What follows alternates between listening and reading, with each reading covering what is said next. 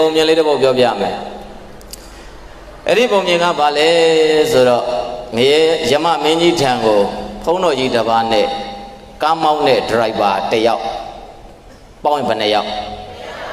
ပထမတစ်ယောက်ကဖုံးတော်ကြီးဒုတိယတစ်ယောက်ကကားမောင်းတဲ့ပေတရာမှာကားမောင်းတဲ့ဒရိုက်ဘာတွေအများကြီးမရှိဘူးလားဘုဒ္ဓရှိရောက်သွားတာငရေမင်းယမမင်းထံရောက်သွားဘယ်ကိုရောက်သွားငရေမင်းယမမင်းထံရောက်တော့ယမမင်းရဲ့ခုံပေါ်မှာအမိသားထိုင်တော့ကဲစစ်စင်းမယ်တယောက်လာခဲ့မင်းကဘာလုပ်လဲဘုန်းကြီးကနေပြီးတော့သူကရင်ကိုကော့ပြီးတော့ခေါင်းကိုမော့ပြီးတော့ယမမင်းကြီးတံဝင်သွားတာကိုယ့်ကိုယုံကြည်ချက်အပြည့်နဲ့ငါကဘုန်းကြီးပဲငါလူလောကမှာဘုရားသာသနာဥကြီးကရုံးနဲ့ဘံဝါစင်မြတ်ဝေါ်သင်္ကန်းသာသနာပြုယုံမကနေလှည့်ပြီးတော့ဓမ္မဂတိကလှုပ်လာတယ်ငါဓမ္မဂတိကဘုန်းကြီးတောင်ရိုးရိုးဘုန်းကြီးလားဓမ္မဂတိကဘုန်းကြီးလားဓမ္မဂတိကဘုန်းကြီးဘယ်ရောက်သွားငရဲပြီလို့မပြောပါသေးနဲ့ငရဲမင်းထံရောက်သွားတာဘယ်ရောက်သွားသူတို့ကလည်းဘယ်ချိန်နဲ့ပို့ကျင်တယ်လဲမသိဓမ္မဂတိကဘယ်ရောက်သွားငရဲမင်းနဲ့ရောက်တော့ဘုန်းကြီးကရင်ကိုကော့ပြီးတော့ခေါင်းကိုမော့ပြီးတော့ကလေးထိုင်ဆွဲထိုင်လူဘဝယမမင်းကြီးကမေးတယ်ငရဲမင်းကလူဘဝကဘာလုပ်ခဲ့လဲငါဘုန်းကြီးမင်းခေါင်းမကြည့်မသိဘူးလားဟုတ်ပါတယ်သိပါတယ်ဖြည်းဖြည်းပြောပါဘုန်းကြီးရဲ့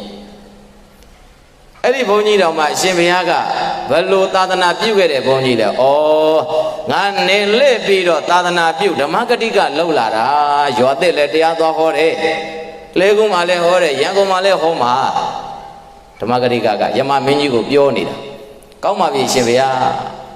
ဒါဆိုရင်အရှင်ဘုရားရဲ့ data အချက်လက်တွေကိုတပည့်တော်ကွန်ပျူတာထဲမှာကြည့်လိုက်အောင်ပဲခဏနေအောင်တဲ့ငရေမင်းကြီးကဘာမှကြည့်ရှုံးလားမပြောတော့ဘူးအဲ့ဒါဆိုရင်အရှိထိုင်ပြီးတော့မယုံမအောင်ဖေရတယ်ပြောတဲ့သူတော်အာမနာ